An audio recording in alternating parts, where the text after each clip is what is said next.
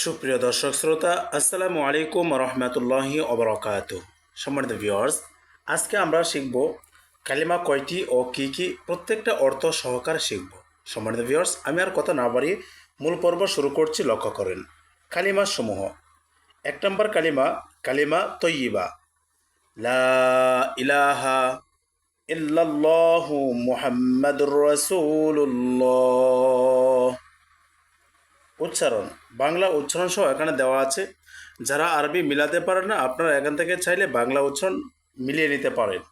লা ইলাহা ইল্লাল্লাহু মুহাম্মাদুর রাসূলুল্লাহ।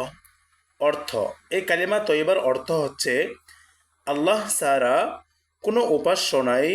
হজরত মুহাম্মদ সাল্লাল্লাহু আলাইহি ওয়াসাল্লাম আল্লাহ তাআলার প্রেরিত রাসূল। দ্বিতীয় কালিমা, কালিমায়ে শাহাদাত। আশহাদু আল্লা ইলাহা ইল্লাল্লাহু ওয়াহদাহু লা শারীকা লাহু ওয়া আশহাদু আন্না মুহাম্মাদান আবদুহু ওয়া রাসূলুহু। বাংলা উচ্চারণ, আশহাদু আল্লা ইলাহা ইল্লাল্লাহু ওয়া আশহাদু আন্না মুহাম্মাদান আবদুহু ওয়া রাসূলুহু। এই কালিমায়ে শাহাদাতের অর্থ হচ্ছে আমি সাক্ষ্য দিচ্ছি যে আল্লাহ ব্যতীত অন্য কোনো মাবুদ নেই বা উপাস্য নেই, তিনি এক, তার কোনো অংশীদার নেই। আমি আরও সাক্ষ্য দিচ্ছি যে নিশ্চয়ই হজরত মুহাম্মদ সাল্লাল্লাহু আলাইহি ওয়াসাল্লাম আল্লাহ তাআলার বান্দা ও রাসূল। তৃতীয় কালিমা, কালিমায়ে তাওহীদ।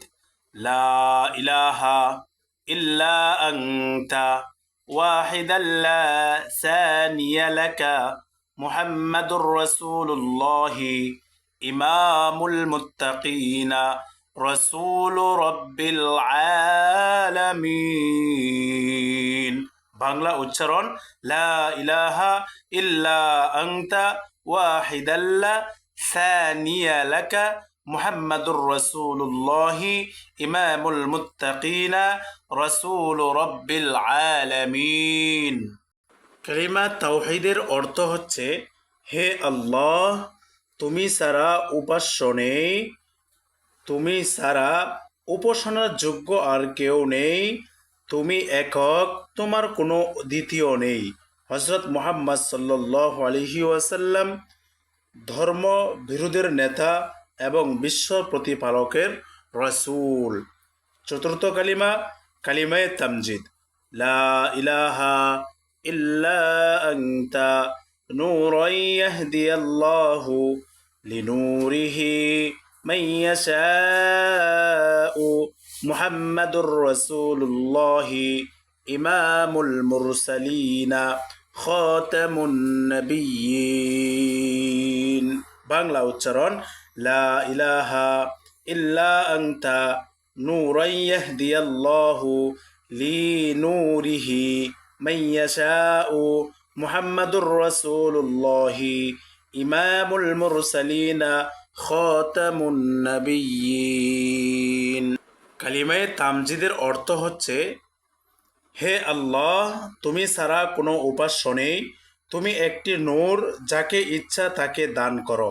মুহাম্মদ সাল্লাল্লাহু আলাইহি ওয়াসাল্লাম আল্লাহর রাসূল, যিনি রাসূলগণের ইমাম এবং নবীগণের সর্বশেষ।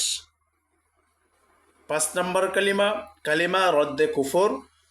আল্লাহুম্মা ইন্নী আউযু বিকা মিন আন উশরিকা বিকা শাইআ ওয়া আনা আ'লামু বিহি ওয়া আস্তাগফিরুকা লিমা আ'লামু বিহি ওয়া মা লা আ'লামু বিহি তুবতু আনহু ওয়া তাবাররাতু মিনাল কুফরি ওয়াশ শিরকি ওয়াল মাআসি কুল্লিহা ওয়া আসলামতু ওয়া আমানতু ওয়া আকুলু আল্লা ইলাহা ইল্লাল্লাহু মুহাম্মাদুর রাসূলুল্লাহ।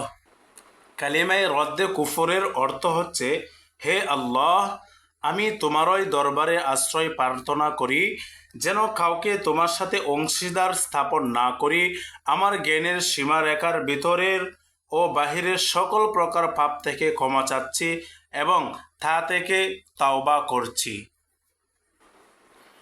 সকল প্রকার কুফর, শিরক ও যাবতীয় গুনাহ থেকে নিজেকে মুক্ত ঘোষণা করছি এবং ঈমান ও ইসলামকে গ্রহণ করে নিচ্ছি। আরও স্বীকার করছি যে আল্লাহ ছাড়া কোনো মাবুদ নাই বা কোনো উপাস্য নেই।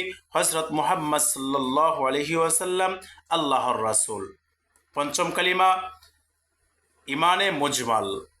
আমানতু বিল্লাহি কামা হুয়া বিআসমাইহি ওয়া সিফাতিহি ওয়া ক্বাবিলতু জামিআ আহকামিহি ওয়া আরকানিহি।